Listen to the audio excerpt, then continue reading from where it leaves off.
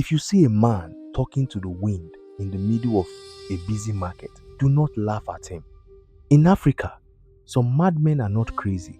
They are just carrying the secrets of the spirit world that your eyes are too blind to see.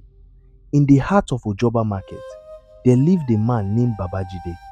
He was dirty, his hair was matted like a forest, and he danced to a music that only he could hear. But while the village children threw stones at him, Babajide was busy counting the shadows that followed the greedy elders of the land. The people of Ojoba thought they were safe in their wealth, but they didn't know that a single laugh at the wrong person can shut the heavens over a village for 7 years. This is the story of a pride that led to a drought and a madman who held the key to the rain. Grab your popcorn and sit tight, because after today, you will never look at a madman the same way again. Please don't forget to like and subscribe to my channel for more interesting stories like this. Turn on the notification bell to always get notified when we post. Babajide sat on a broken plastic crate right in front of Chief Emeka's massive electronics shop. His clothes were a map of every soup spilled in the market for the last 10 years, and he was currently arguing with a fly. "I told you not to go there. The meat is cursed, but you refuse to listen," he shouted, waving a filthy hand. Chief Emeka stepped out of his shop, his belly round like a drum, wearing a gold lace that cost more than the market's total daily profit. He looked at Babajide and hissed, "God forbid, this dirty man has come again. You will block my customers with your smelling body. Please, move away."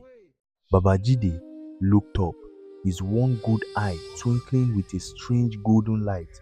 "Chief, the money in your pocket is heavy, but your soul is as light as a feather. Do not let pride carry you to a place where your legs cannot return." He then started laughing, a high-pitched sound that echoed against the zinc roofs. "Shut up, you crazy man!"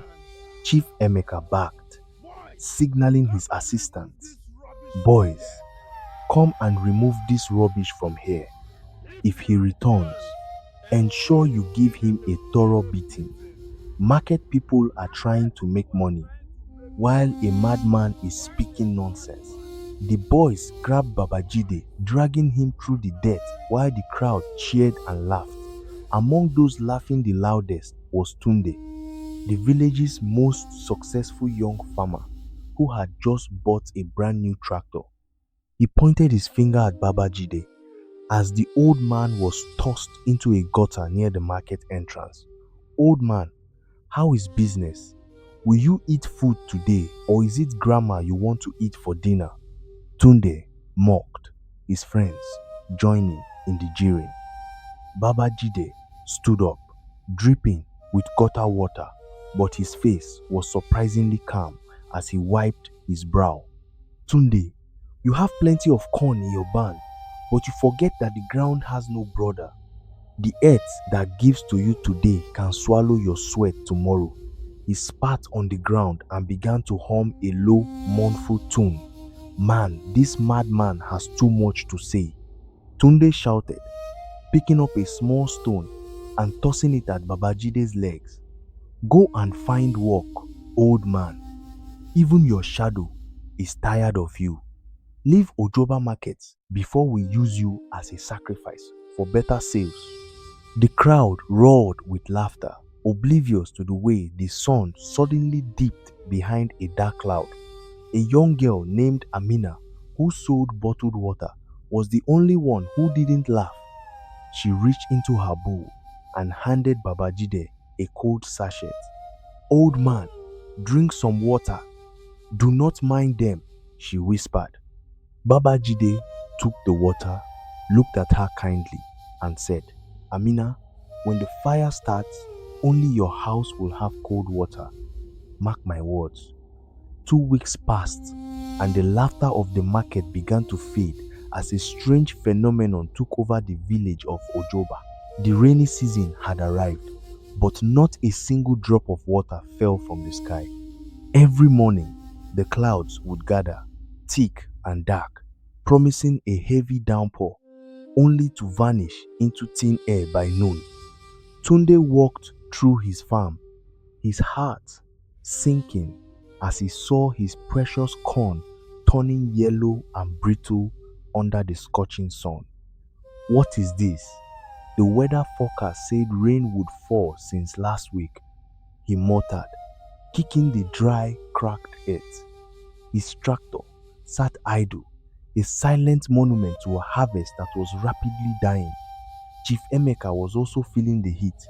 His electronic shop was empty because nobody had money to buy TVs when they were starving. The heat in this village is beyond ordinary, he grumbled, fanning himself with a newspaper. Even the air conditioning in my house has failed because of the dust. What kind of trouble is this? In the middle of the empty, dusty market, Baba Jide was seen dancing. But this time, he wasn't arguing with flies. He was carrying an empty bucket on his head, singing, "Rain is coming for those who have wisdom, but for the proud, even their own spit will dry up." People passed him, but this time, they weren't laughing. They were looking at the sky with fear. By the second month, the village stream had dried up to a muddy trickle, and the cattle were beginning to drop dead in the fields. The elders called an emergency meeting at the king's palace, their faces drawn and haggard. "Since I was a child, Ojoba has never seen a drought like this," the king stated, his voice heavy with worry. Chief Emeka stood up, his gold chains clinking, though he looked much thinner than before. "Your Majesty, we need to dig more boreholes. Perhaps the groundwater has depleted because there are too many of us in this village." He was still looking for a physical solution to a spiritual problem, his pride refusing to bend. Just then, a strange laughter echoed from outside the palace gates, making everyone freeze in their seats. Baba Jide walked past the guards, who were too tired to stop him, and stood in the middle of the palace square. "You are looking for water in the ground, but the tap is above," he shouted, pointing a dirty finger at the cloudless sky. "Get out of here, Baba Jide. This is a serious matter. This is no time for your madness," Tunde shouted, his voice cracking from thirst. Baba Jide looked at him and smiled. "Tunde, your tractor can plow the ground, but can it bring rain? The man you pushed into the gutter is the one who holds the umbrella." The king, sensing something deeper, ordered the guard to let the madman stay and summoned the chief priest, an ancient man named Ogaolokun. The priest arrived, his eyes clouded with cataracts, carrying a bowl of sacred palm nuts. He cast them on the floor, his brow furrowed as he read the patterns of the spirits. "The gods are not angry with the village. They are laughing at us," Ogaolokun whispered, his voice like dry leaves. "A great spirit walked among us in rags, seeking a place to rest his head, but we offered him gutters and stones, until the laughter of the market is replaced by the tears of repentance. The sky will remain a ceiling of brass." Chief Emeka scoffed. "Old man, what spirit in rags are you talking about? Do you mean to say that because of this madman, our crops are dying? That is a lie. This is simply climate change." He looked around for support, but the other elders were looking at Baba Jide with new, terrified eyes. The madman was currently busy trying to catch his own shadow. The chief priest looked directly at Chief Emeka and Tunde. "The spirits do not care about your climate change. They care about the hearts. You, chief, and you, Tunde, were the leaders of the mockery. Go to the market square and find what you lost, or Ojoba will become a graveyard by the next moon." Tunde and Chief Emeka left the palace in a huff, their hearts still hardened by their status in the village. I cannot beg a madman for rain, Tunde hissed as they walked back through the dusty streets. If I do that, how will I look into the eyes of my workers? People will think I have become as crazy as he is. Exactly, Chivemeka agreed, wiping sweat from his forehead. That priest is old. His brain is failing him. Tomorrow, I will call my contractors from the city. We will bring heavy machinery to find water. Ojoba does not need magic. We need technology. They spent the night planning, while the rest of the village prayed. The next day, massive drilling rigs arrived in Ojoba, making a thunderous noise that drowned out the morning birds. Chief Emeka stood with his hands on his hips, watching as the drills beat deep into the earth. Do you see? In a short time, water will gush out like a fountain, he boasted to the thirsty crowd. But by sunset, the contractors shook their heads in confusion. They had drilled 300 feet and found nothing but hot, dry sand. Chief, it is impossible, the lead engineer said. The water table has vanished. It is as if the earth has turned into a sponge and sucked everything dry. We are leaving. While the wealthy men failed, Amina, the water girl, noticed something strange in her small hut at the edge of the village. Despite the drought, her small clay pot in the corner was always full of cool, crystal clear water every morning. She didn't know where it came from, but she remembered the madman's words. She didn't keep the water for herself. She began to give it to the elderly and the children who were too weak to walk to the drying stream. Word spread that Amina had a miracle pot, and soon a long line formed in front of her house. Amina, please, give my child a small drop, a mother begged, clutching a crying baby. Chief Emeka heard about the pot and rushed there with his guards, pushing through the crowd.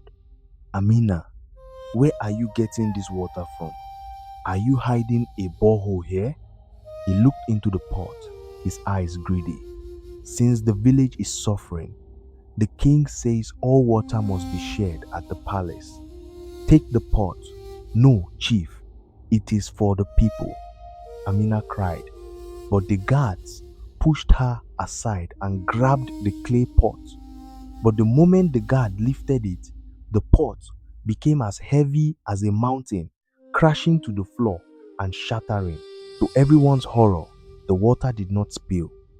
It simply vanished into the dry floor, leaving the ground as thirsty as before. That night, Ojoba felt like a cursed land. The air was thick with the smell of death and the sound of dry wind howling through the empty barns. Tunde couldn't sleep. Every time he closed his eyes, he saw Baba Jide's golden eyes staring at him from the darkness. He felt as though invisible hands were tightening around his throat. He jumped out of bed and ran to his farm, only to find his brand new tractor covered in a thick layer of rust that looked like dried blood. What is this? I just bought this machine, he screamed. As he touched the metal, it crumbled into dust under his fingers. The wealth he had used to mock the madman was disappearing. At the same time, Chief Emeka's house was under attack by a plague of flies, millions of them, identical to the ones Baba Jide used to argue with.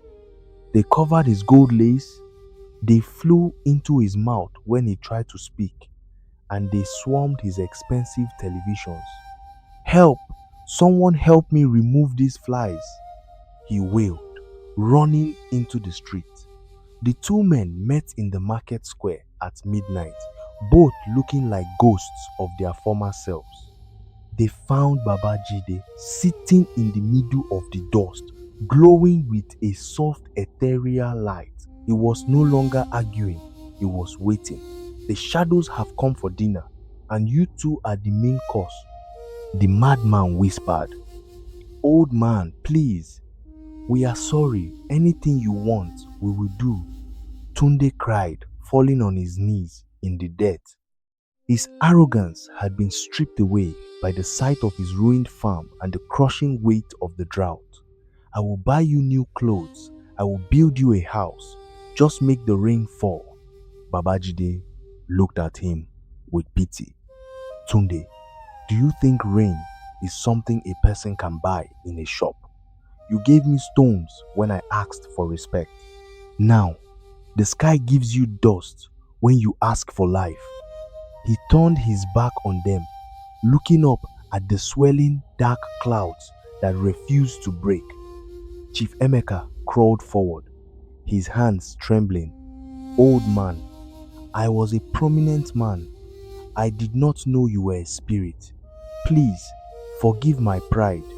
I will give half of my wealth to the poor people of Ojoba. I will clear the gutter into which I threw you." He was sobbing now, the flies finally leaving him as he humbled himself. Babajide stood up, his stature appearing to grow until he looked like a giant against the moonlight.